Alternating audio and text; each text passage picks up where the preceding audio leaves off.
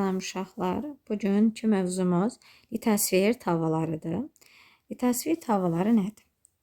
Yer qabığı üst mantiya ilə birlikdə bərk təbəqə olan litosferi əmələ gətirir. Bu təbəqə litosfer tavaları adlanan ayrı-ayrı parçalardan ibarətdir. Onlar litosferin geniş ərazilərini əhatə edən hissələrdir. Litosfer tavalarının qalınlığı uşaqlar 50-300 km arasında olur ki, bu da əsasən üst mantiyanın yumşaq plastik təbəqəsi olan astronosferin üzərində üfüqi istiqamətdə sürüşür. Yəni yerdə olan bu litosfer tavalarının istər yaxınlaşması, istər uzaqlaşmasıdır ki, bu həmin bu astronosferin üzərində olan üfüqi istiqamətdə sürüşmə nəticəsində baş verir. Mantiyanın üst hissəsində maddələrin yer dəyişməsindən əmələ gələn qüvvə litosfer tavalarının hərəkətinə səbəb olur. Və bunun nəticəsində də mantiyadan yer qabığına, yəni yer səthinə doğru qalxan güclü maqma axını litosfer tavalarını hərəkət etməyə məcbur edir. Və uşaqlar bunun nəticəsində yer səthində müxtəlif relyef formaları əmələ gəlir. Bunlar dağlardır, sonra gövsvarı adalardır, misal göstərə bilərik. Daha sonra çökəkliklərdir, dərinliklərdir ki, bunlar litosfer tavalarının hərəkəti nəticəsində yaranmışdır. Litosfer tavaları uşaqlar, yəni əhatə etdiyi əraziyə görə, böyüklüyünə görə iki yerə ayrılır. Böyük litosfer tavaları var, kiçik litosfer tavaları var. Böyük litosfer tavaları şəkildə də görürsünüz. Böyük litosfer tavaları uşaqlar, deməli, ən böyük Sakit Okean litosfer tavasıdır. Daha sonra Şimali Amerika litosfer tavası, Cənubi Amerika litosfer tavası, daha sonra Afrika litosfer tavası, Avrasiya litosfer tavası, Hind-Avrasiya litosfer tavası, bunlar böyük litosfer tavalarıdır. Bunlardan Sakit Okean sırf okean tipli yer qabığına malik olan litosfer tavasıdır. Böyük litosfer tavalarından Şimali Amerika, Cənubi Amerika, Afrika, Avrasiya, Hind-Avrasiya isə həm okean, həm materik yer qabığına malik olan iri litosfer tavalarıdır. İndi kiçik litosfer tavalarına baxaq. Kiçik litosfer tavaları deməli Juan de Fuc, Cocos, sonra Nazca litosfer tavası, Karib litosfer tavası, Çikota litosfer tavası, daha sonra Filippin litosfer tavası, Hindistan, Ərəbistan kimi kiçik litosfer tavalarına ayrılır. Uşaqlar, bu kiçik litosfer tavalarının hamısı okean tipli yer qabığına malikdir. Bircə Ərəbistan litosfer tavası istisna olmaqla Ərəbistan litosfer tavası sırf materik tipli yer qabığına malikdir. Yəni uşaqlar, bu kiçik tavalarda qranit qat yoxdur. Biz bilirik ki, okean tipli litosfer tavanın materik tipli litosfer tavadan daha doğrusu okean tipli yer qabığının materik tipli yer qabığından fərqi ondan ibarətdir ki, okean tipli yer qabığında qranit təbəqəsi yoxdur. Qranit təbəqəsi yoxdur. Bazaltdan birbaşa çökməyə keçir. Amma materik tipli yer qabığında bazalt, qranit çökmə bir-birini əvəz edir.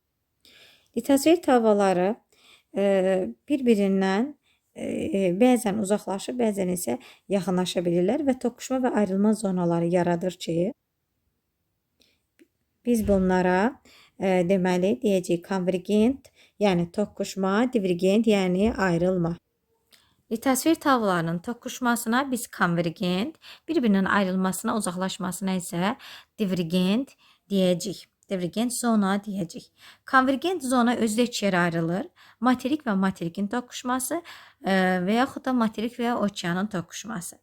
İki materik, iki quru parçası üz-üzə gəlir və ikisi də materik tipli yer qabığına malikdir. İkisi də bərk təbəqədir və yeri qırışdıraraq yüksək dağların yaranmasına səbəb olur.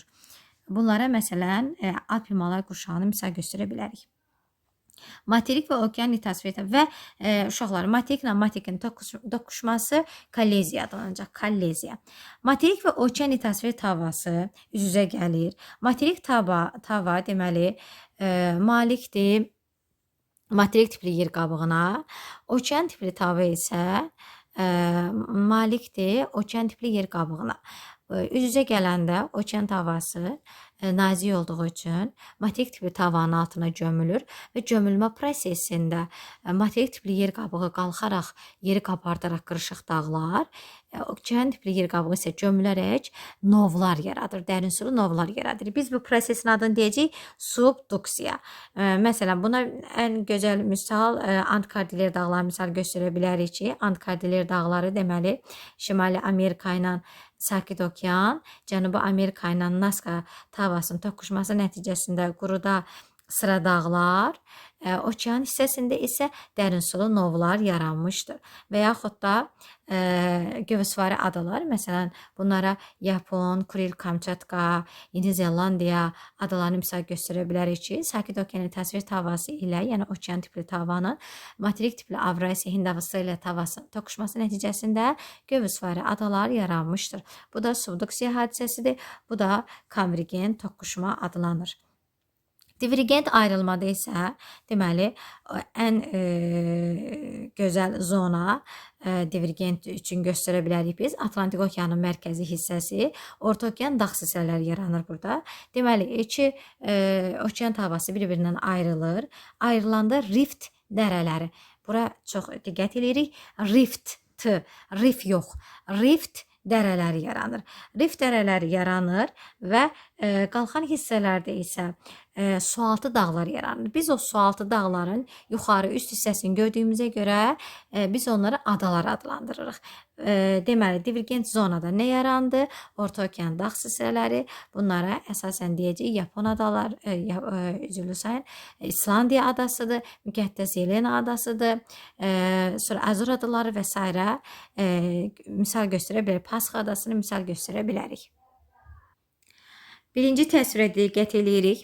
Deməli, birinci təsvirə diqqətlə baxın. Deməli, uşaqlar, birinci təsvirdə okean tipli litosfer havası materik tipli litosfer havası ilə toqquşur.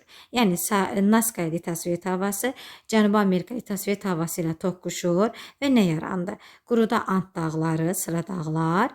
Okean hissəsində isə Peru çökəkliyi yarandı. Baxın, Peru-Çili çökəkliyi novu yaranır. Və eynən materik və okean toqquşmasından Şimali Amerika ilə Sakit Okean toqquşur, yaranır Kordilyer dağları və əks tərəfində isə okean hissəsində isə novlar yaranır. Və yaxud da Sakit Okeanla Avrasiya, Hind Avstraliya litosfer havasının toqquşması nəticəsində Aleoid, Kuril, Yapon adaları, Ryukyu, Yeni Zelandiya adaları yaranır ki, buna da əsasən Sakit Okeanın odlu qövsündə yaranan adalar deyirik. Bütün bu adalar, uşaqlar saydığımız bütün adalar vulkanik mənşəli adalar olacaq. Sonra İkinci təsvirə diqqət edək. Materik və materik təsvir havaları toqquşur. İkinci təsvirə diqqət edin. Deməli, nəhəng qırışıq dağlar yaranır. Bu dağlar cavan dağlar adlanacaq. Alp Himalay zonasında olan bütün dağlar. Alpdir, Qafqazlı, Karpat, Pamir, Himalay, Qaraqorum, Atlas, Pond, Tavr, Zagros kimi dağlar Alp Himalay qurşağına aid olan dağlardır və bunların hamısı cavan dağlardır. Hamısı Kaynazoyun Alp qırışıqlığında yaranan dağlardır. Hamısı geosignal zona sayılacaq. Hamısı seismik ərazi sayılacaq. Və materiklə materikin toqquşması adlanacaq kolliziya. Və geotermik pillə yeri gəlmişkən litosfer havaların sərhədində olan bütün ərazilərdə geotermik pillə kiçik, litosfer havaların mərkəzində olan ərazilərdə, yəni platformada isə geotermik pillə böyük olacaq. Və üçüncü təsvirdə nə görürük? Divergent zona görürük. Deməli, Afrika litosfer havası ilə Cənubi Amerika litosfer havası ayrılır və bunu Şimali Amerika ilə Avrasiyanda misal göstərə bilərik ki, bir-birindən ayrılır. İki okean tipli tavanın ayrılması nəticəsində Orta okean dağ hissələri yaranır. Deməli, okeanın səthindən deməli, Orta okean dağ hissələri yerləşir ki, bunlar da bəzən okean səthindən yuxarı qalxaraq vulkanik adaları yaradır. Bayaq dediyimiz kimi İslandiyada, Azorda, Müqəddəs Yelenada, Galapagosda, Pasxa adası misal göstərə bilərik. Məsələn, İslandiya necə yarandı? Şimali Amerika ilə Avrasiyanın ayrılması nəticəsində. Galapagos adası necə yarandı? Galapagos adası uşaqlar Nazca ilə Kakosun ayrılması nəticəsində yaranmışdır. Pasxa adası necə yarandı? Sakit Okeandan Nazca tavasının ayrılması nəticəsində divergent zonada yaranmış adalardır. Deməli, baxın, videoda da Apimalar qurşağının yaranmasıdır. Hindistan litosfer havası gəlib toqquşur. Deməli, baxın quruda sıra dağlar. Bu kolliziya hadisəsidir. Bu isə iki okean tipli tavanın ayrılmasıdır. Divergent zonadır və quruda əslində iki okean tavası bir-birindən ayrılır. Həmişə istisna olduğu kimi burada da istisnalar var ki, quruda çat, deməli Afrikada Şərqi Afrika çatı var ki, quruda iki litosfer tavasının ayrılması müşahidə olunur. Əslində iki materik tipli tava heç vaxt ayrılmır, toqquşur, amma istisna hal kimi Afrikada iki materik tipli tava ayrılması müşahidə olunur. Və həmçinin bu istisnalardan biri də deməli Marian adaları, Marian novunun yaranmasıdır ki, Filippin və Sakit Okean litosfer tavası ikisi də okean tipli litosfer tavası olmasına baxmayaraq toqquşaraq burada Marian adaları və Marian novunu yaratmışdır.